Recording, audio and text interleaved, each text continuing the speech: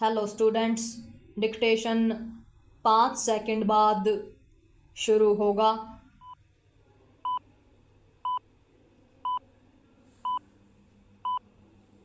Start.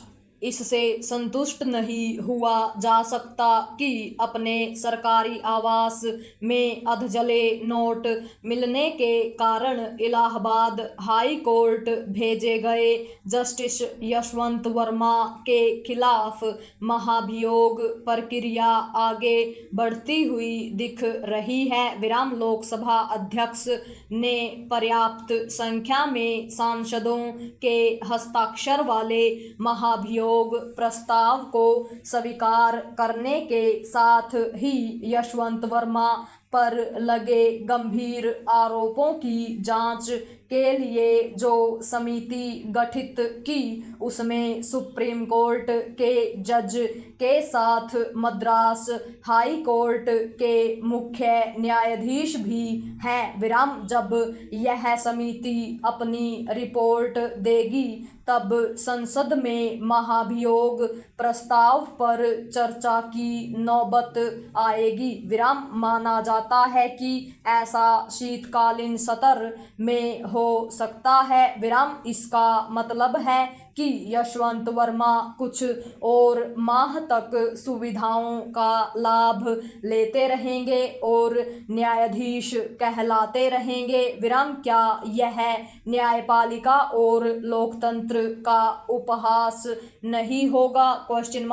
Justice Yashwant Verma के दिल्ली स्थित सरकारी आवास में इसी वर्ष मार्च में तमाम अधजले नोट मिले थे। वे यह नहीं बता पाए कि उनके सरकारी आवास में इतनी अधिक राशि कहां से आ गई और कौन रख गया? उनकी माने तो किसी ने उनके खिलाफ साजिश की है। क्या यह बात आसानी से हजम होने लायक है? आखिर हाई कोर्ट के जज के सरकारी आवास में कौन बड़ी संख्या में नोट रख सकता है? पैरा।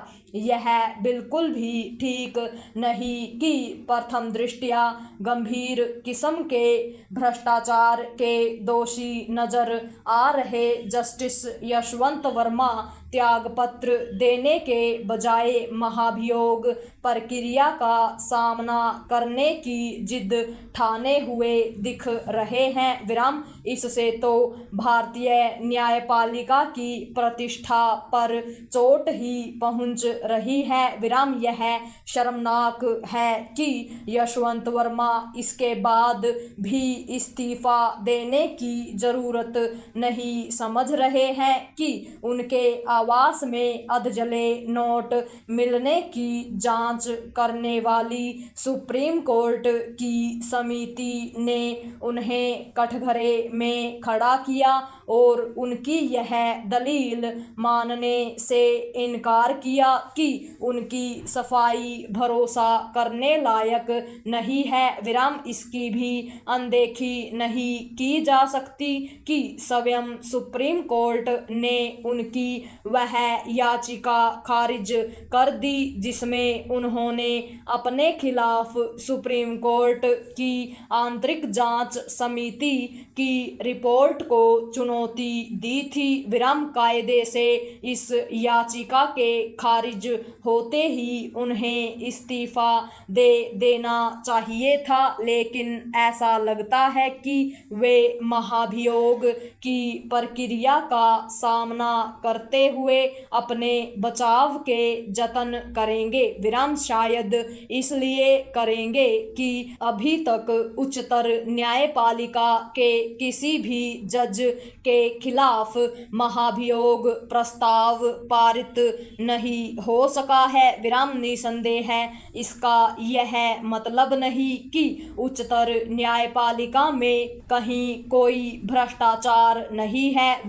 सच्चाई इसके विपरीत है विराम। अच्छा यह होगा कि भ्रष्टाचार के गंभीर आरोपों से घिरे न्यायाधीशों से मुक्ति पाने की कोई आसान व्यवस्था बनाई जाए। पूर्ण विराम।